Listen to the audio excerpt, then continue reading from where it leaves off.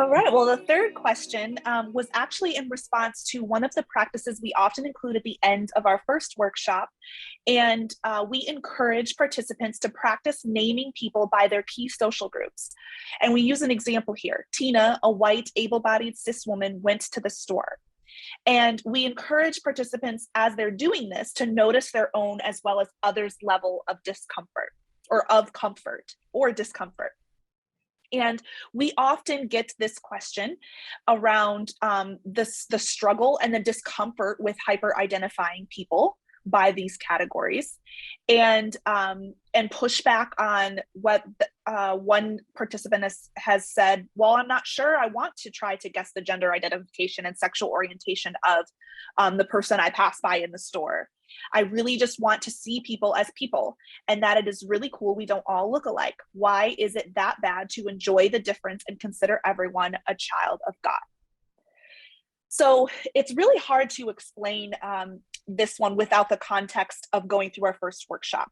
But if I were to wrap it up in a nutshell, we teach in our first workshop about positionality, and that our own cultural lens that we are born into impacts the way we see the world, the way we see others, and the way we see ourselves.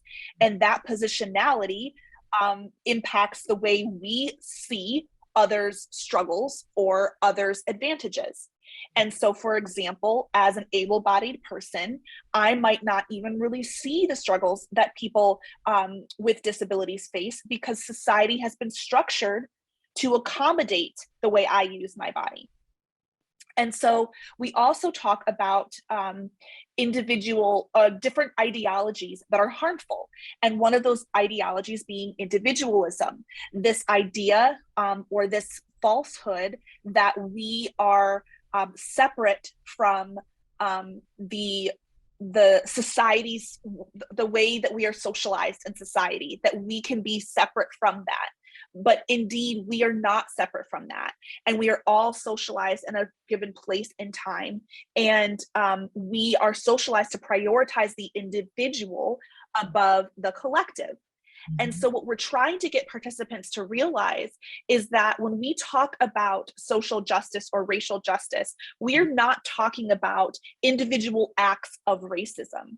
We're talking about a society that has been structured, has been built, policies, laws, systems to disadvantage Black people at the advantage of white people.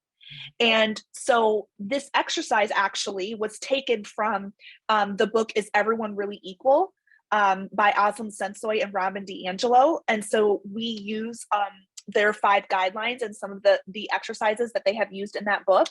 And they specifically put this exercise in there to make us uncomfortable, to get to agitate our thought process that indeed, when we are out in the world, we see people as part of social groups, whether we name that or not. And I want to just take a couple quotes from the book that I think might kind of wrap this up. Great. A primary challenge in developing critical social justice literacy is to understand the relationship between you as an individual and the social groups you belong to. So the interplay of positionality. If we are resisting the very notion of having to identify ourselves in terms of social groups, such as our race or gender, this too provides insight into our collective socialization. In Western society, we are socialized to prioritize our individuality. Yet, although we are individuals, we are also, and perhaps fundamentally, members of social groups. These group memberships shape us profoundly, if not more so than the unique characteristic we may claim to possess. So the idea really is to just call out of us that discomfort that we have. We are not encouraging that you walk up to someone in the store, a stranger in the store, and say, "Hi, my name is so-and-so. I'm a cisgender woman." You know, we're not asking that, but it's really to just work within yourself to recognize that that socialization and how it impacts the way we see the world. Does that make sense, Claire? And is there anything else that you would anticipate a participant might challenge or question? Yeah, and I think one of the reasons why we get pushback on this is because that there's so sometimes white is normal, is viewed in the society as normal. And so anything else is not. And so that's why you often will hear white people who have not done the work who will say, so and so, my black friend, or so and so, my Mexican friend. But yet, every other person that they would talk about, they wouldn't say my white or my English speaking or my. It's almost like there's this inherent need for some white people to throw in that it's a black person, that it's a Hispanic person, that it's a person who's different than what they consider normal. And so I think that's where the rub comes from, is where how does I think the activity is inviting us into something for a different purpose. And then I think sometimes we shift that into naming these things is almost a way of discriminating. Yeah. But that's not what I think we get mixed up in that sometimes. I know I personally cringe when I hear someone who talks regularly but will throw in that black woman or that as if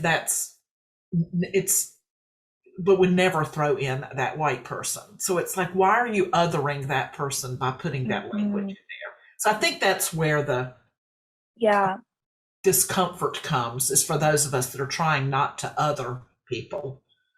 Yeah, no, that's a really good point, and something that we talk about in our later workshops around why do we name blackness and we don't name whiteness, and that in and of itself should be questioned. Exactly. So if you're feeling uncomfortable, that is like to embrace that discomfort, right? Because that's exactly what we're trying to bring out within us, is to lean into that discomfort, because discomfort leads to change. That's right. So, but that's a really good point. And we'll have to continue that conversation when we talk about markedness in our future workshop. That's right. Yeah. All right. Well, awesome. Thank you, Claire. Yeah. And I hope you all found this helpful. If any other questions arise, don't hesitate to ask.